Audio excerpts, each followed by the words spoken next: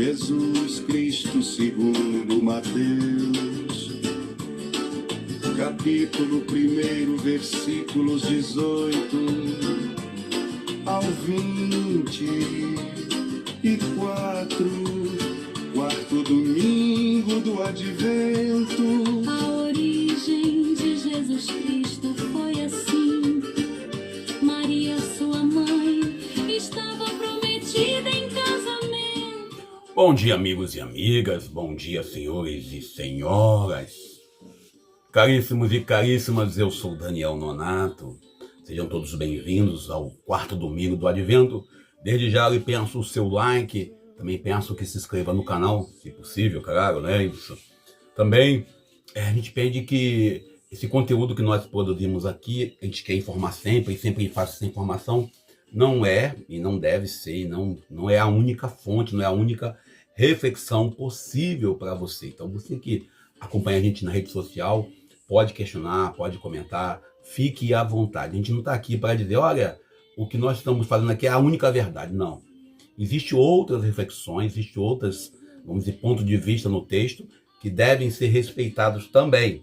E outra questão, eu não falo em nome de nenhum tipo de igreja, nenhum tipo de pastoral. Isso é um canal particular. Eu estou aqui para poder incentivar você também a ler o Evangelho de hoje, que é Mateus capítulo 1, versículo 18 ao 24. E as pessoas aqui em nosso meio continuam circulando com essa reflexão, pensando assim, poxa, esse camarada, ele quem é? Eu não sou padre. Deixa bem claro isso, porque não tem como toda vez que a gente tem que ficar explicando que não é padre, que não é diácono, que não é pastor também.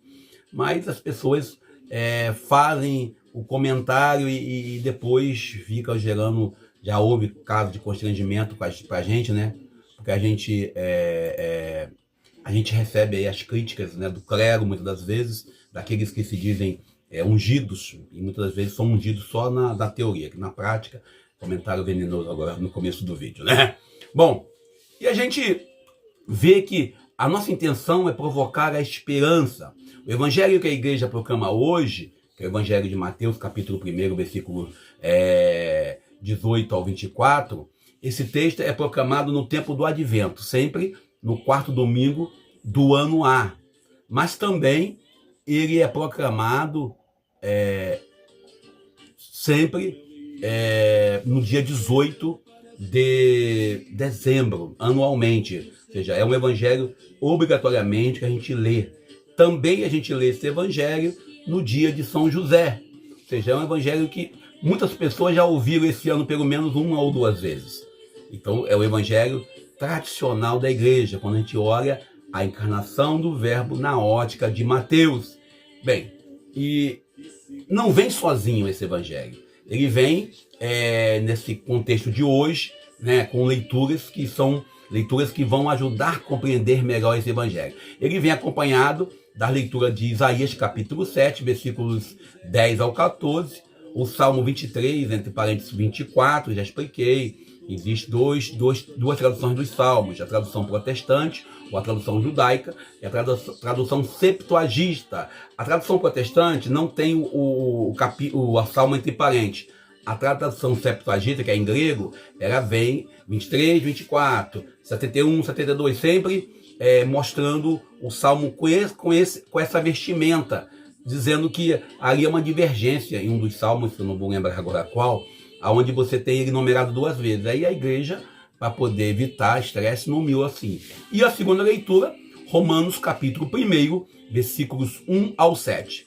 Bom, quando a igreja católica, na sua liturgia, reúne esses textos, ela já nos avisa, que está em jogo aqui não é enfeite litúrgico, não é apenas um texto para ilustrar o tempo do Advento. Não é assim uma liturgia apenas simbólica. Não é clima natalino artificial, não é emoção barata.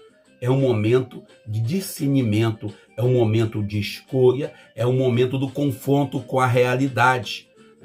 E estamos no Advento, faltando aí poucos dias, né? Vamos aí hoje a gente falta aí 3 ou 4 dias para o Natal. E você, quando olha para esse texto, você vê esse contexto. É o começo com o clima de Natal.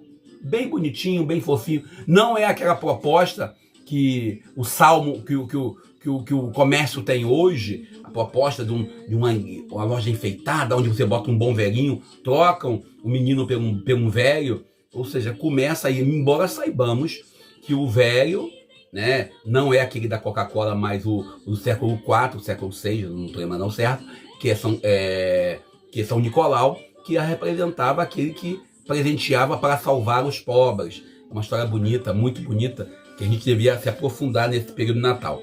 Bom, o evangelho de hoje nos apresenta com um problema. Antes de qualquer coisa, antes de a gente ter aquela cena bonita do presépio, tem a crise, ou seja, o José tem aquela crise real, não é uma crise pessoal, essa crise que ele tem. Antes dos anjos, com o coral bonito, tem o silêncio e a interrogação de José. Antes da noite feliz, que a gente tanto gosta, tem um homem justo tentando decidir o que fazer quando a vida foge completamente do seu controle. Maria está grávida. E agora? Maria grávida representa para nós a gestação de um mundo novo. E José não é o pai. Esse é o problema. O texto de Mateus, ele não vem suavizar isso. Ele deixa bem claro, você não é o pai. E começa aí a explicação que ninguém consegue entender.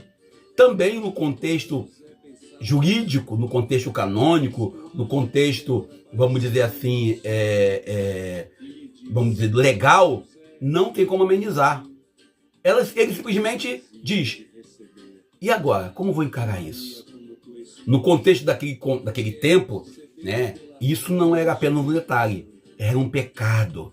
Noivado não era namoro frouxo, não era como hoje. Outro dia eu comentava sobre isso. É compromisso sério, público, com um peso social, jurídico e também religioso. Ou seja, o noivado era algo já certo. Noivou porque vai casar. Hoje, você até na porta da igreja, você pode dizer, eu não vou casar mais e morre o assunto. Ou seja, a gravidez de Maria coloca tudo isso em risco. Coloca a honra de José em risco, coloca a honra de Maria em risco. Ou seja, é tudo um problema sério no contexto histórico daquele tempo. Imagina também a gente olhando, mesmo nos dias de hoje, com uma situação que é complicada, né? A gente sabe fatos e histórias que não vou contar aqui por questão de ética. Ou seja, a estabilidade social de Maria, podendo ser acusada de adúltera, era algo grave. Também a estabilidade social de José, algo mais grave. Então, Mateus, o autor sagrado, né, ele traz para nós uma informação decisiva, para nós cristãos, é claro, né? José era um homem justo, não era qualquer um, não era Daniel Nonato, não era fulano ciclano, mas aquele, não é aquele que sabe ler a lei de cor. Eu vou ler e acabou. Ó, tá escrito aqui que isso aqui é caneta e acabou, não vamos saber para que pode ser usada. E em José, né, ele não era aquele cara que usa a religião apenas para coordenar, para dizer, ó, o direito canônico diz isso, o catecismo da Igreja Católica, a Bíblia está na Bíblia, não está na Bíblia, mas é aquele que está disposto a fugir. José não é aquele que esconde atrás da moral. E o texto de Mateus é claro, justo. E justo equivale a santo. Em Mateus, quem entende a lei sem misericórdia vira violência religiosa. O evangelista Mateus traz essa questão. A lei tem que vir acompanhada com a misericórdia. A lei pela lei, como diria a parte Justino, Muduala, Tchala, a lei pela lei representa algo grave, porque falta ali um coração. E um coração de pedra nós queremos combater. Ou seja, José conhecia os seus direitos. Podia expor Maria. Podia se proteger. Podia salvar a própria imagem diante de toda a comunidade. Mas ele escolhe o caminho mais difícil. Proteger Maria em silêncio. Talvez nós, homens, precisemos aprender com José. No mundo patriarcal, ainda hoje patriarcal, apesar dos avanços, isso é profundamente revolucionário. Nós vivemos hoje, ontem eu estava lendo um texto, né, de um cantor, que eu não lembro o nome, graças a Deus, que ele executou a esposa na década de 80, nos anos 80, no palco por ciúme. E hoje nós temos aí o feminicídio acontecendo em nossas cidades, em nossos bairros, em nossas realidades. E aqui José talvez fosse um desses aí, se fosse seguir a lógica do homem. Mas ele segue a lógica de Deus, por ser justo. Ou seja, José tem a masculinidade que pode ser fugir do controle. E ele percebe bem que ser macho, e a palavra macho eu não vou remover, envolve ter controle. Ou seja, a masculinidade dele, né, não é posse, não é punição. Ele constrói no cuidado, na renúncia do próprio orgulho. Qual o plano de José? Olha, eu vou fugir. Ele protege Maria, porque ele fugindo, automaticamente Maria seria a vítima do sem vergonha, do bobo de José.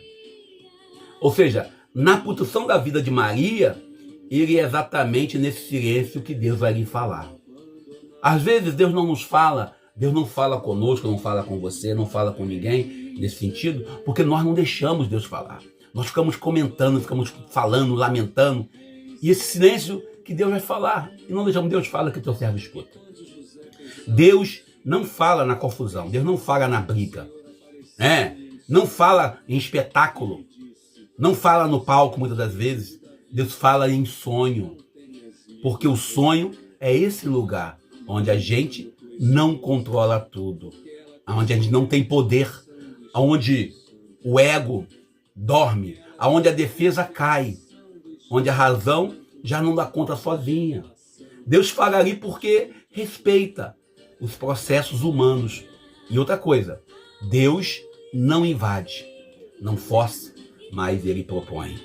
O anjo não promete sucesso. Ele não diz a José, olha José, tu vai ter aí não sei quantas casas. Não garante reconhecimento da comunidade social. Não oferece explicações complexas. Ele apenas diz, não tenha medo de acolher. Não tenha medo. Como diz Francisco Rufino, o medo representa a falta de fé. A fé bíblica não é certeza absoluta.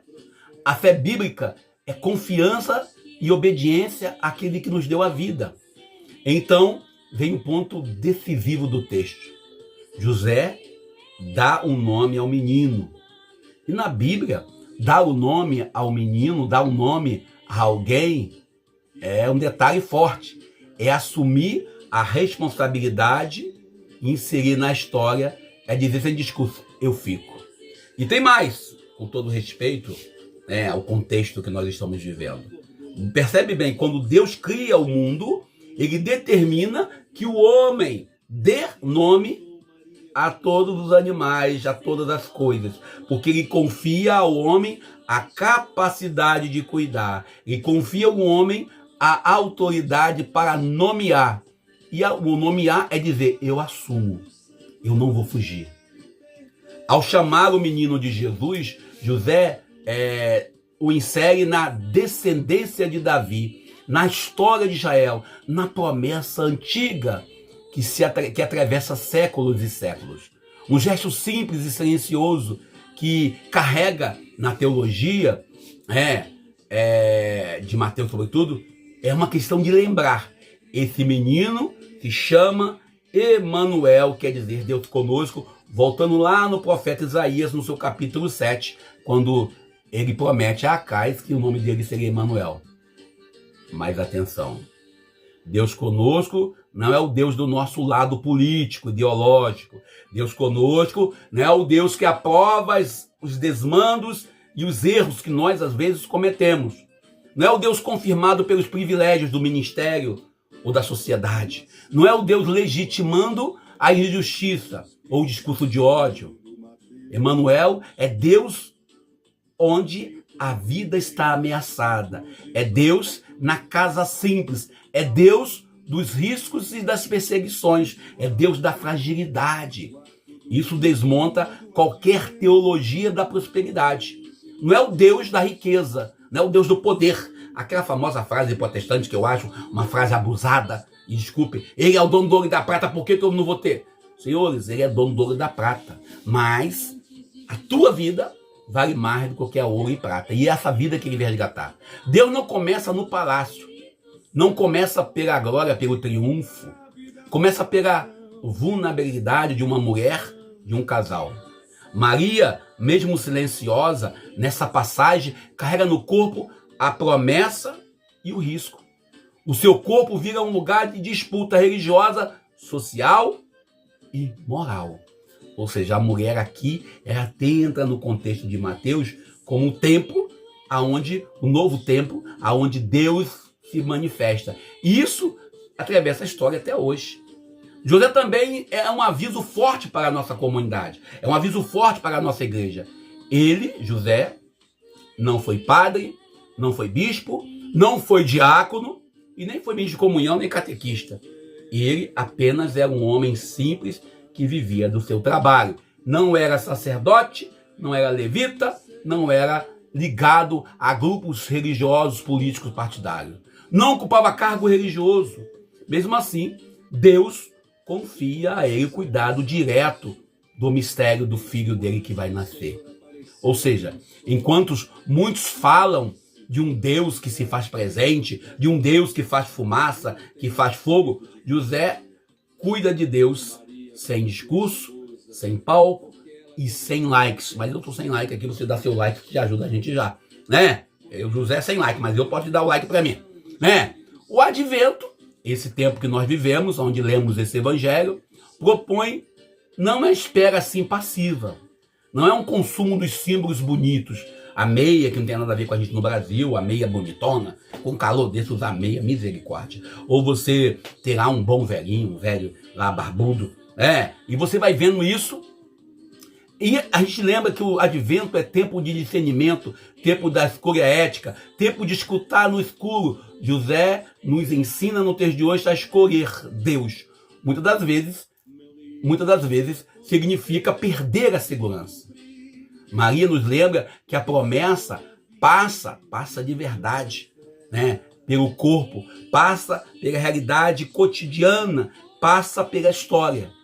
E o Emanuel garante, Deus não abandona, Deus não deixa o seu povo, vamos dizer assim, na insegurança.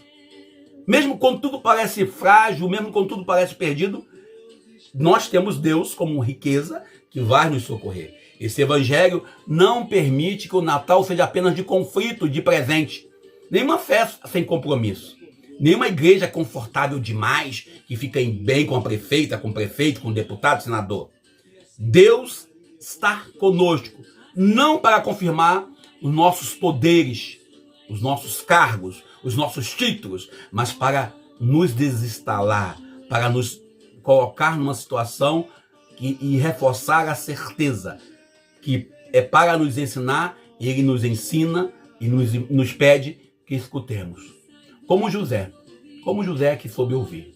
No silêncio da noite de Natal, às vezes muitos sozinhos, abandonados em suas casas, e muitos obrigados pelas suas audiências, obrigados por causa da falta de paciência que não consegue conviver com a família. Já posso desejar a vocês, nesse contexto, que a gente tem que ter bem claro, nesse momento histórico. Vivemos um tempo onde tudo é solúvel, onde tudo se coloca assim, rápido, tempo da velocidade.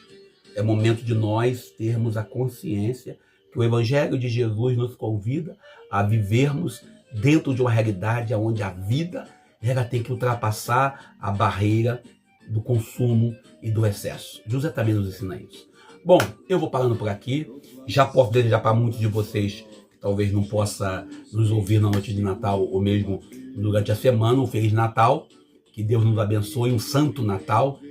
E agora eu lembro a vocês, se possível, ajude alguém no Natal. Ajude a campanha Natal Sem Fome, ajude os vicentinos na sua paróquia, veja na sua igreja se tem alguma campanha de alimentos, 1 quilo de arroz, 1 quilo de feijão, 1 quilo de açúcar, não vai deixar você mais pobre e nem mais ricos. E nem faça isso pensando que Deus vai te dar o dobro, porque aí você já perde a graça. Ajude a associação de moradores do seu município, ou qualquer outro grupo que esteja organizando aí, outras igrejas, outras religiões, estejam organizando aí alguma coisa de Natal para os pobres. para fazer o Natal para os pobres de verdade. Com um pouco de alimento, um pouco de dignidade. E apresenta do eu sou, apresenta aquele que está no nosso meio, Emmanuel. E que possamos ter essa consciência que Deus nos ama profundamente. E nos ama porque somos assim, imperfeitos. Mas, por esse amor, busquemos a perfeição. Fique com Deus, para que Deus nos abençoe. O menino Jesus venha ao nosso encontro. Que o bom velhinho também esteja com aqueles que acreditam, para que sejamos um dia felizes, alegres e contentes em nossa atividade pastoral, profissional e pessoal. Eu sou Daniel Nonato. E não esquece, seu like, seu comentário e, se possível, compartilhe esse vídeo e se inscreva no canal. Abandonar em segredo. E quando José pensava nisso, eis que o anjo do Senhor apareceu-lhe em sonho e lhe disse: José, filho de Davi, não tenhas medo de receber Maria como tua esposa, porque ela concebeu pela ação do Espírito Santo. Porque ela concebeu pela ação do Espírito Santo, pela ação do Espírito Santo.